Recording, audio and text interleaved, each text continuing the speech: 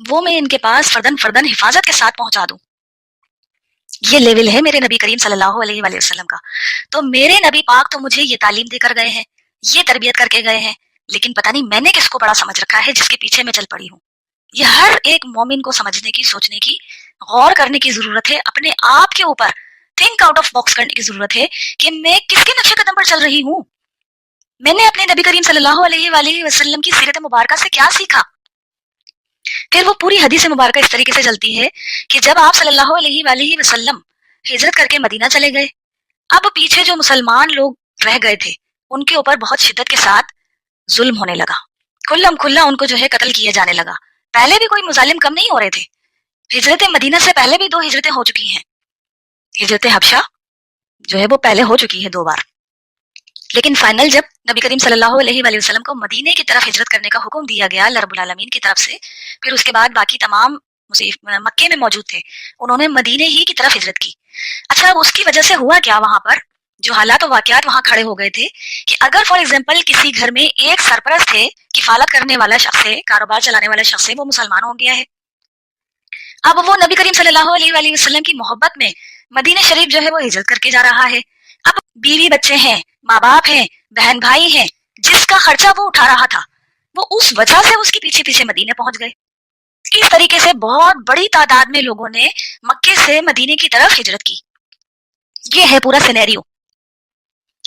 Basically اگر دیکھا جائے تو مکے میں جب ہم تشریف فرما تھے تب تک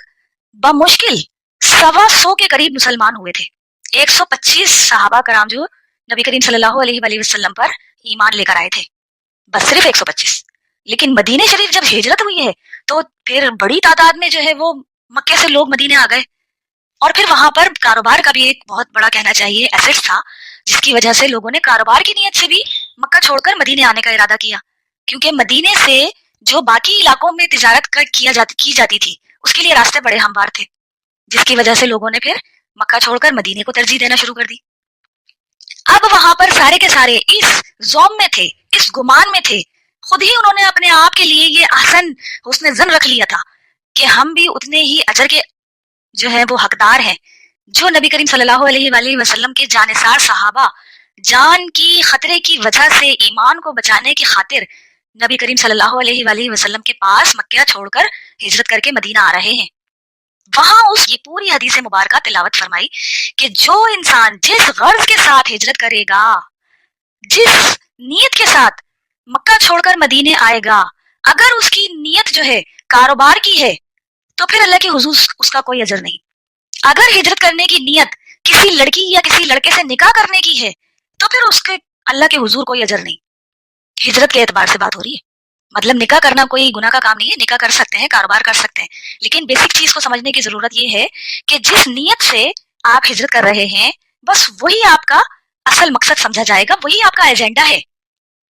یہ نہ سمجھے کہ آپ نے ایمان قبول کیا ہے اور نبی کریم صلی اللہ علیہ وآلہ وسلم کو نبی ماننے کی وجہ سے اب آپ کی جان کی جو خطرہ پڑ گیا تھا اس کو بچانے کے خاطر اللہ کے حکم کی وجہ سے آپ مکہ چھوڑ کر مدینہ آ رہے ہیں, یہ زوم نہ رکھنا. وہاں پر آپ صلی اللہ علیہ وآلہ وسلم نے ان گنتی کے چند اصحاب کو بھی اتنی کرٹیکل بات جو ہے وہاں پر بتانے سے نہیں چکے. یہ تھا اصل بوجھ کہ اتنی مختصر سی جماعت ہے, اتنی کمزور جماعت ہے, اتنے مشکل سے اتنے جانسار صحابی نبی کریم صلی اللہ علیہ وآلہ وسلم نے جو ہے چن چن کر کلمہ پڑھا ہے ان لوگوں نے. اندازہ لگائیں 11 سال تک میرے نبی کریم صلی اللہ علیہ وآلہ وسلم ظلم و ستم سہتے ہوئے چھپ چھپ کر تعلیم دے رہے ہیں, تبلیغ کر رہے ہیں, توحید کا نعرہ بلند کر رہے ہیں, اور کتنے لوگ مسلمان ہوتے ہیں؟ بمشکل 125. یہ حال تھا. اس کے بعد بھی اس بات کو بیان کرنے میں ذرا سی بھی لغزش نہیں آنی چاہیے کہ جس غرض سے نیت کر رہے ہو وہی اجر ملے گا اللہ کے حضور. آج کے ٹائم میں آپ اس چیز کو یوں سمجھ لیجئے, فار ایگزامپل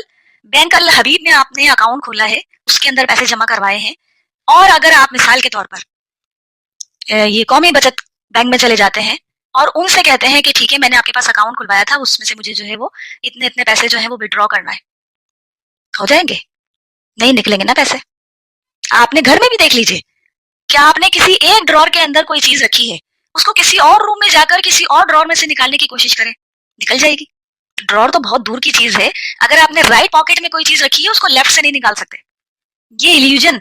ये नजरबंदी, ये जादूगरी कर सकते हैं, आम मुसलमान सादा इंसान नहीं कर सकता।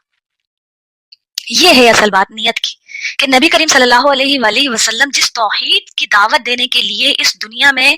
अल्लाह ताला की तरफ से इस्लाम के दाई बनाकर भेजे गए हैं, अल्लाह की तरफ बुलाने के लिए आए हैं, अल्लाह रब्बुल आलमीन का तारुफ अल्लाह रब्बुल आलमीन के बंदों को करवाने के लिए आए हैं, वो तौहीद तो इतनी नंगी तलवार है कि बमुश्किल 125 के करीब मुसलमान हैं, उसके बावजूद उनसे जुड़े हुए रिश्तेदार अगर किसी न किसी गर्ज की वजह से हिजरत कर रहे हैं, तो आप सल्लल्लाहु अलैहि वसल्लम ने कहा कि नहीं, तुम्हें वो अजर नहीं मिलेगा जो ईमान लाने की वजह से जिनकी जान खतरे में पड़ गई थी, अब वो मक्का छोड़कर, अपना पैदाइशी जाए पना छोड़कर, अपना आबाई इलाका छोड़कर जो है फिर वो मदीने आ रहे हैं नबी करीम सल्लल्लाहु अलैहि वसल्लम की मोहब्बत में और अल्लाह रब्बुल आलमीन की तौहीद की एक्सेप्ट करने की, जो उनके ऊपर जुल्म ढाए जा रहे थे उससे जान छुड़ाने के लिए। ये है असल बीमारी आज की उम्मत मुस्लिमा की। हमने कलमा भी पढ़ा है अल्हम्दुलिल्लाह, नमाजें भी पाबंदी से पढ़ लेते हैं माशाल्लाह, रोजे रमजान जब आ जाए तो रोजों की भी पाबंदी अल्हम्दुलिल्लाह कर लेते हैं, नियत कर लेते हैं, इरादा कर लेते हैं, मजबूत कर लेते हैं, अपने जो है वो पुख्ता कर लेते हैं इरादे को, और अल्लाह ताला उसमें आसानी भी फरमाते हैं अल्हम्दुलिल्लाह। इसी तरीके से सदकात खैरात ज़कात अदा करने की बारी आए, उसको भी जो है वो दिल चाहे तंग हो लेकिन निकालते हैं, गिनती करके उसको अदा करते हैं, मंजिल मकसूद तक पहुंचाते हैं। अगर आसूदा हाल हो, कुशादगी हो, साहिब इस्तिताअत होते हैं तो हज उम्रे से भी मुंह नहीं फेरते हैं, या कैटेगोरिकली जो है वो जबान से इनकार नहीं करते हैं, कर लेते हैं, वो भी अदायगी कर लेते हैं अल्हम्दुलिल्लाह। फिर भी उसके बावजूद पस्ती में क्यों जा रहे हैं, जलील ख्वार क्यों हो रहे हैं, रुसवाई का मुंह क्यों देखना पड़ रहा है? यहाँ पर थिंक आउट ऑफ बॉक्स करने की जरूरत है मेरी बहनों। कहाँ पर खराबी रह गई, कहाँ पर कमजोरी रह गई, कहाँ पर लीकेज रह गया मेरे ईमान में? मेरा ईमान मुझे क्या सिखाता है, मेरा जमीर मुझे किस एतबार से मलामत करता है? नबी करीम सल्लल्लाहु अलैहि वसल्लम की हदीस मुबारका है कि जो भी काम, जो भी तेरा अमल, जो भी तेरी बात तुझे इस खटके में डाल दे कि अगर ये लोगों को पता चल गया तो क्या होगा, बस वो अमल गुनाह है। ये है हमारे दिल का, नियत का असल जांच पड़ताल, क्योंकि दिल में बुरे बुरे ख्यालात आ रहे होते हैं ना, दिल में बुरे बुरे वसवसे आ रहे होते हैं, दिल में किसी और के खिलाफ हमें जो है वो अमल करने का दिल चाह रहा होता है, किसी तरक्की याफ्ता इंसान को देखकर उसकी टांग खींचने का दिल चाह रहा होता है, किसी इज्जतदार इंसान को देखकर उसकी गुजरी हुई जो पसमानदा जिंदगी थी, उसके वो हालात और वाकयात, उसके वो तरीकेकार याद आ रहे होते हैं कि आज तो बड़ी नमाजी बनकर घूम रही हैं, अपने आप को जो है वो दीनदार कहलवाती हैं, आलमा बनी बैठी हैं, बड़ी बड़ी नसीहतें दर्ज करती हैं, देख चुके हैं ये अपने फ्यूचर में क्या कर चुकी हैं, पास्ट इनका कितना गलीज था ये हम सब जानते हैं। इस किस्म की बातें दिल में आ रही होती हैं। अब अगर ये दिल की कैफियत किसी और के ऊपर आश्कार हो जाएं तो फिर क्या होगा? ये मकसद है उस हदीस मुबारक।